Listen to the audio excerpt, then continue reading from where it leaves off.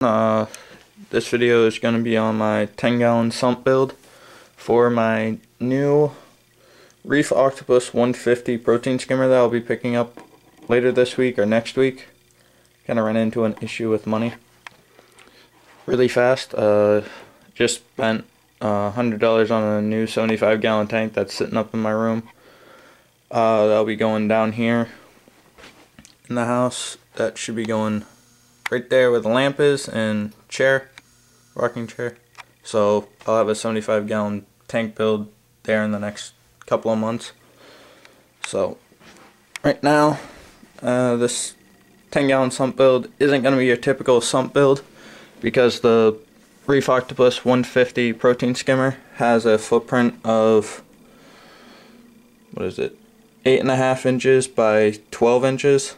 So normally you would have a intake here and then another section where your protein skimmer and deep sand bed would be, and you have a bubble trap with your return. But this one only has where your protein skimmer and intake will be, and then there'll be a bar here, an overflow for a bubble trap, and then your return. So this one's only like a 2-stage sump. So as you can see here, I marked a line here and in the back for where the first bar will be for the water line, roughly.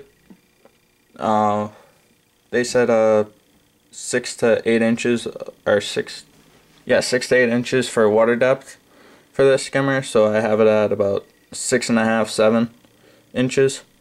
So in between there, it's good cushion. So, and then this one is probably about 1.5 to 2 inches off the bottom of the tank and goes all the way up for the bubble trap. So in here I have my acrylic pieces already cut, and I have my aquarium safe silicone sealant. Went ahead and bought the little bit more expensive stuff just to be on the safe side. And I have already purchased my return pump, which is a Maxi Jet 1100. So should get a nice flow rate on there for the 20-gallon. No, I'll put this one onto the 30 breeder. I'll be putting the protein skimmer on the 30 breeder until I get the 75-gallon tank up and running. So I'll be redoing that sump, so this is where this one's going to be going, and I'll be taking the one that's on the 30 breeder right now, bringing it home, redoing it, making another video, and putting it on the 20-gallon. So let's get started. Okay, I'm back here with the first baffle done. You can see here, it's fairly messy, but DIY is not supposed to be neat. It's supposed to be messy and fun. So I first started off with the backside where it's tight area. Took me a little bit longer, but made sure that I had no air pockets or anything like that. Make sure that it's nice and thick, good sealant all around. And then I moved to the front just to secure it that much more. Made it nice and thick up the sides, as you can see, and followed it in the center here. So here's the first baffle done. Now I'll start with the second one, which comes all the way from the top down to about here. So you still have like 1.5 to 2 inches from the bottom for the bubble trap. Now I don't think I'm gonna be able to get like from here down on this side of the baffle, so I'm just gonna have to make sure that's nice and good on this half of the baffle on either side. So some people say you can get like a syringe thing, but I'm not gonna be able to get my hand in there at all to wipe it clean or anything, so it's pretty tight. It's like, what, a 1-inch gap in there? Let's see. Yeah, it's about a 1-inch gap.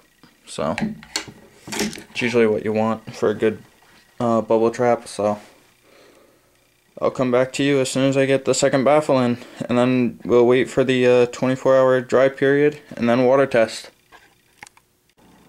Okay, now I have the second baffle in, as you can see. Just one word of advice: if you use the silicone that is 100% silicone aquarium sealant stuff from All Glass Aquarium. Well, brand name.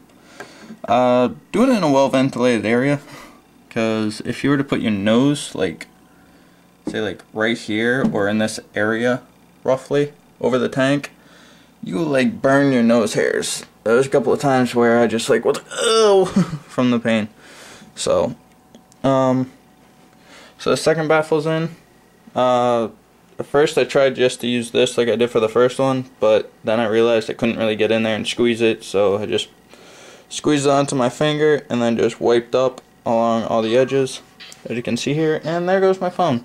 But whatever, making a video. So yes, it actually turns out a little bit easier too, which I should have done for the first one, but I didn't. So I was able to get down to a little bit below the thing, about 1.5 inches below the first one, as you can see. So just use your finger when you're building these. It's a little messy, but it's fun. That's why you do it.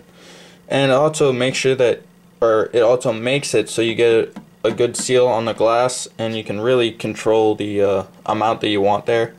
So it's a good thing to do. Just use your finger. Right now I just have Scotch tape holding it stable for when I was doing it, so it's not going to move, and I have some covers for some stuff holding it up off the bottom so it doesn't slide down.